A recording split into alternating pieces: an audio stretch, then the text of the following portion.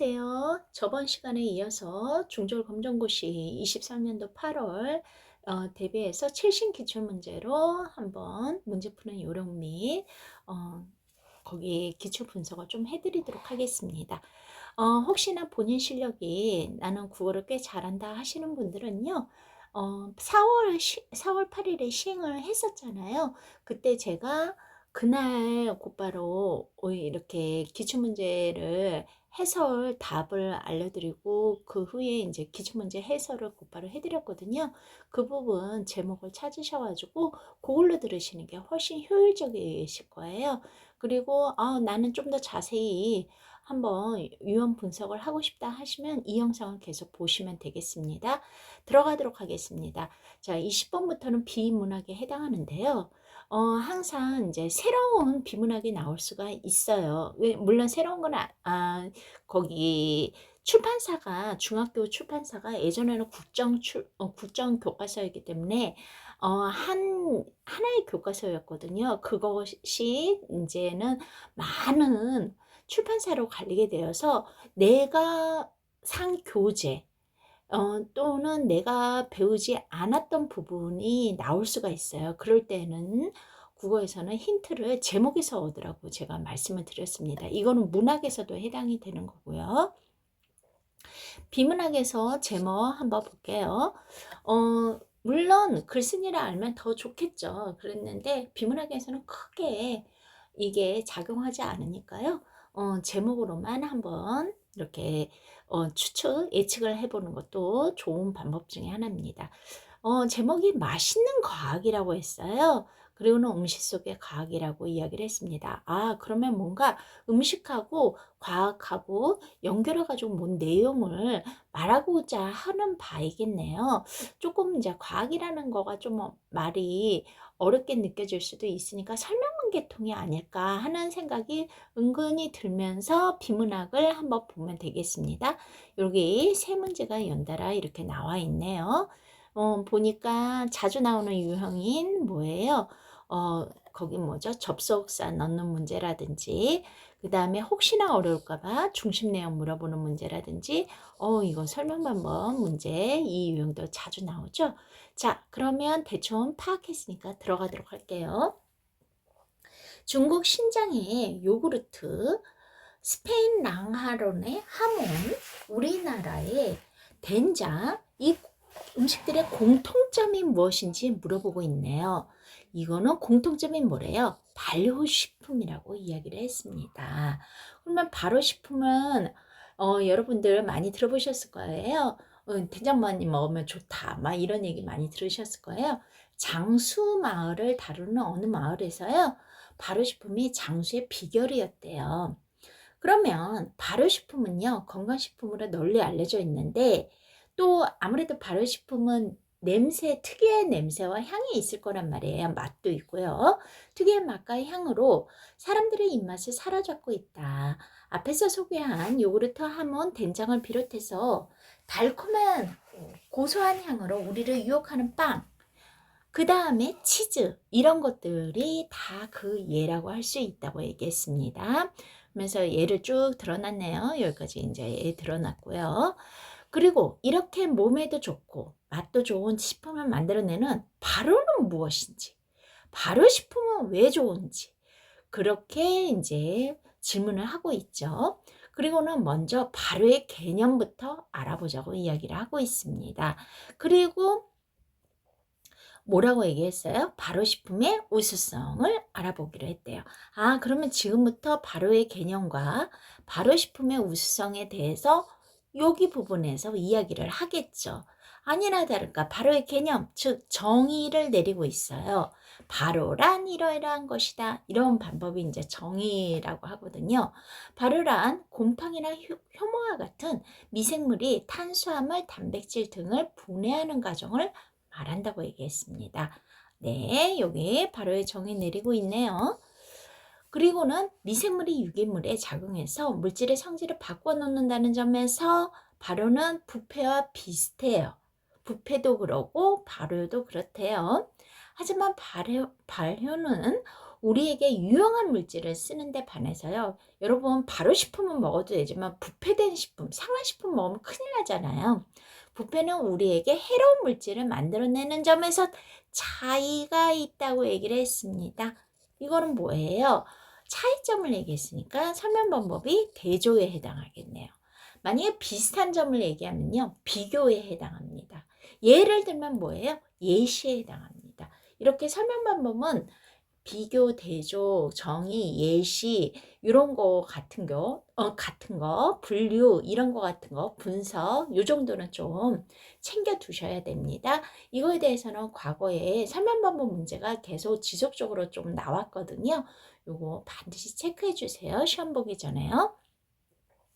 그래서 발효된 물질은요, 사람이 안전하게 먹을 수 있지만 부패한 물질은 함부로 먹으면 안 된대요. 그러면서 가루에 뭔 접속사가 들어가야 하는지 생각을 해보자고요.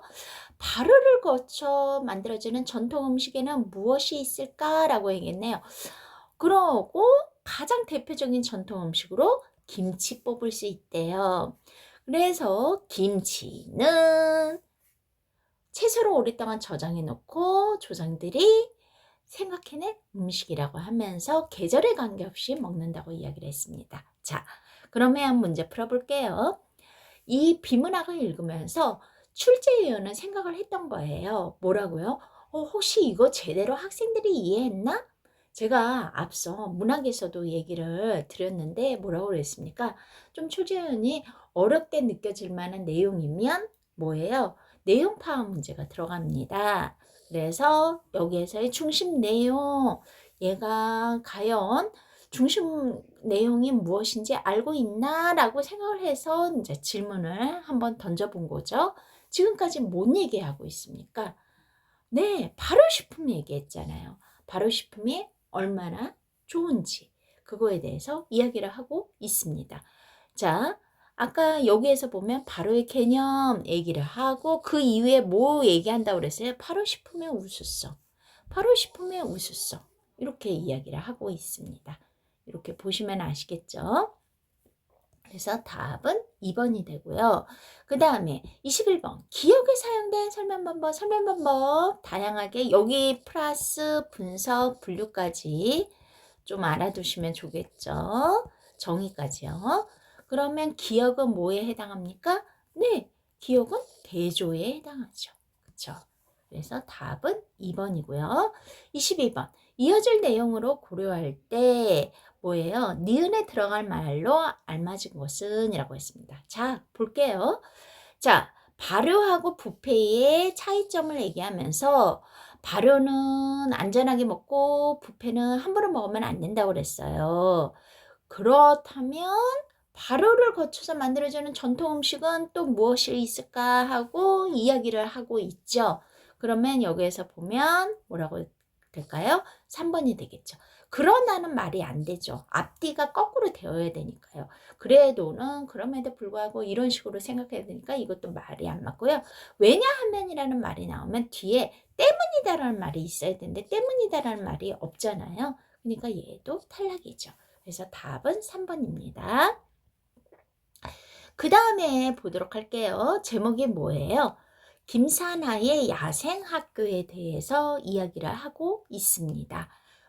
봤더니 23번에 위와 같은 글이 뭔지 한번 봐야겠네요. 비문학에서는요, 여러분, 설명문 아니면 논설문이 나온다고 생각하시면 됩니다. 대체로는 중졸에서요. 근데 설명문은 설명해서 남을 이해시키는 게 목적인 거고요. 논설문은 주장해서 남을 설득시키는 게 목적이에요. 물론 주장을 할 때 제대로 된 근거를 대어야지 고개가 끄덕끄덕 인정을 하겠죠. 그거 생각하시고 이게 설명문인지 논설문인지 한번 파악해 보시는 것도 좋을 것 같아요. 그 다음에 문제 보니까 기억에 들어갈 내용, 기억 신경 써야겠네요. 니은에 해당하는 글쓴이의 생각 한번 기억과 니은은 신경 써서 한번 보도록 하겠습니다. 우선 제목을 보니까 김사나의 야생학교라고 했네요. 근데 이 김사나 씨는 글 쓴 사람을 이야기를 하는 거네요. 야생학교? 야생학교가 어떤 의미로 여기에서 쓰였는지 제목 가지고는 야생학교를 좀 신경 써서 봐야 되겠다. 뭔 학교인지 봐야겠다. 이 정도로만 알고 넘어가시면 되겠습니다. 더위는요, 우리가 근본적인 고민을 하도록 만든대요. 당장의 더위를 해결하지 않는 이상 그 어떤 것도 중요하지 않음을 몸소 경험함으로써 우리는 알게 모르게 이 시대의 문제를 마주하게 된다고 얘기했습니다. 그렇다. 더위를 통해서 지금 이 사람은 뭔 얘기를 하고 싶은 거예요? 기후변화는 현대사회의 큰 문제래요. 그쵸. 올해 진짜 덥다고 계속 이 뭐죠? 경고를 하고 있잖아요. 언론에서도요. 모든 이의 피부에 와닿는 가장 심각한 전 지구적 문제. 나와 무관하다면 무시해버려도 결국에는 내가 지구에 사는 이상 끝내 외면할 수 있는 생존의 문제라고 했습니다. 그러면 기후변화에 대해서 좀 이야기를 하고 싶겠군요. 국제 생태 발자국 네트워크라는 단체가 있는데요. 지구 생태 용량 과용의 날이라는 게 있대요. 지구의 1년치 자원을요, 12월 31일 날에 다 쓰는 것으로 이제 일단 가정하고, 실제로 이런 일은 없죠. 가정한다는 가정하에 뭐래요? 실제로 자원이 모두 소모되는 날을 측정했는데요. 이날이 2015년에는 8월 13일이었는데 2016년에는 8월 8일로 앞당겨졌대요. 그러면 그만큼 자원이 빨리 소모됐다라는 거네요. 그러면 이거는 별로 지구에 사는 입장에서는 별로 안 좋은 일이죠. 그러니까 가령 제가 1년 동안 100만 원을 쓸 수 있는 여유가 있는데 어떻게 돼요?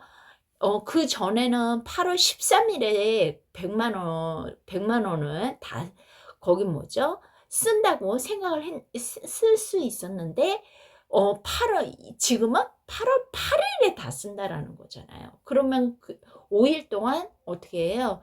더 못 쓰는 거잖아요. 그러니까 이거는 조금 지구인 입장에서는 좀 안 좋은 일이네요.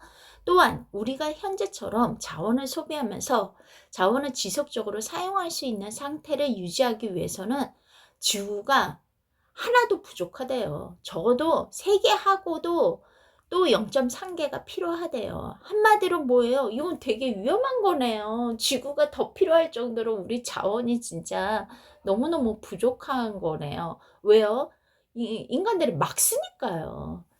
그런데도 우리는 더위 앞에서요, 에너지 사용량을 줄이는 데까지 생각이 미치지 못했어요. 더우니까 이제 에너지를 막 쓰겠죠. 요즘 더위가 거기 쉬운 더위가 아니잖아요. 더위에 대응하는 근본적인 대책. 니은 요것도 신경 써야 되겠네요. 뒤에 기억 니은 나왔으니까요. 우리 모두 관심이 적대요. 우리 모두가 이렇게 위험성을 인식하지 못하고 있는 사실이 이 사람 입장에서는 더위보다 더 충격적이래요. 지금부터라도 주장하고 있어요. 뭐래요? 기후변화가 중요하다. 중요한 문제다. 그러니까 어떻게 하라. 자원을 아껴서 사용해야 한다.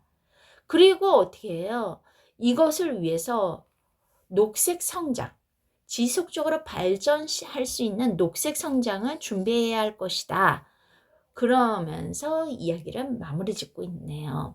아마 이분의 이제 야생학교 내용이 이 주장의 근본을 해가지고 뭔가 생태에 관련돼서 진행하는 그런 종류의 장소일 것 같아요. 자, 볼게요.